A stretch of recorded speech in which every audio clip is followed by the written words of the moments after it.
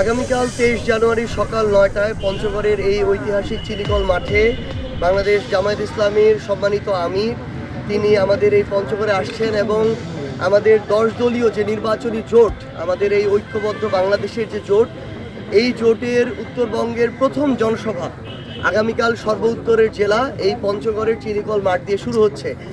আমরা মনে করছি যে পুরো পঞ্চগড় জেলার লক্ষ লক্ষ মানুষের একটি জনসমাগম আগামীকালকে এখানে হতে যাচ্ছে, যেখানে ইনশাআল্লাহ তিল ধারণেরও কোনো ঠাঁই থাকবে না।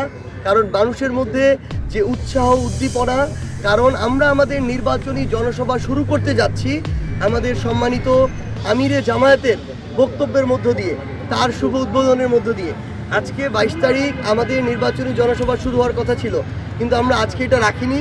কারণ আমরা মনে করি যে আমাদের 10 দলীয় যে নির্বাচনী ঐক্য, সেই ঐক্যের সবচেয়ে বড় রাজনৈতিক দল বাংলাদেশের জামায়াত ইসলামীর সম্মানিত আমির যখন তিনি নিজে আমাদের এই জনসভা উদ্বোধন করবেন, এই যে বিজয়ের ঢেউ, এই যে মানুষের মধ্যে জাগরণের ঢেউ, এই ঢেউ ইনশাআল্লাহ 12ই ফেব্রুয়ারি বিজয় পর্যন্ত পৌঁছাবে ইনশাআল্লাহ।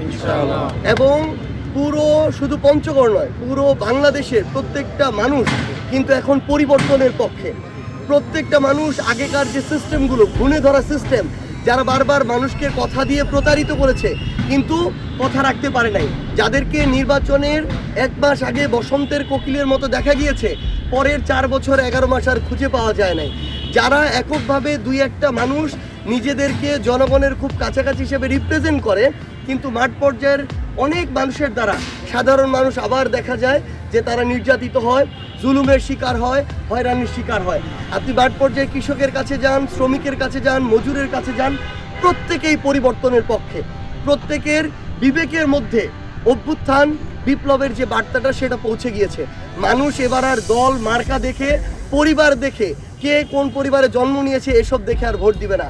মানুষ এটা যাচাই করবে কাকে তারা সব সময় কাছে পাবে, কাকে কাছে পেয়েছে, কে তার উপকার না করতে পারলো অন্তত ক্ষতিটা করে নাই। মানুষ তাদেরকে বয়কট করবে যারা এখনো ধমক দিচ্ছে, যারা বলছে ভোট না দিলে নির্বাচনের পরে দেখে নিবে, যারা তাদের জায়গা থেকে ক্ষমতার অপব্যবহার করে মানুষকে মিথ্যা মামলা দিচ্ছে, মামলা দিয়ে হয়রানি করছে, মামলা থেকে নাম কাটানোর জন্য টাকা খাচ্ছে। এই সকল যারা জনবিমুখ মানুষ, এই সকল মানুষ যারা জনগণের ভোগান্তির কারণ, তাদের সবাইকে এবার মানুষ বয়কট করবে। এবং আমরা ইনশাআল্লাহ বিশ্বাস করি আমাদের সম্মানিত আমিরে জামায়াত পঞ্চগড়ে আসার মধ্য দিয়ে যে গণজোয়ার তৈরি হবে, সেই গণজোয়ার বাংলাদেশের সর্ব উত্তরের জেলা পঞ্চগড় থেকে শুরু করে সর্বদক্ষিণের জেলা কক্সবাজার পর্যন্ত ছড়িয়ে পড়বে। 1,47,570 কিলোমিটারে ছড়িয়ে পড়বে এবং ইনশাআল্লাহ এই 10 দলীয়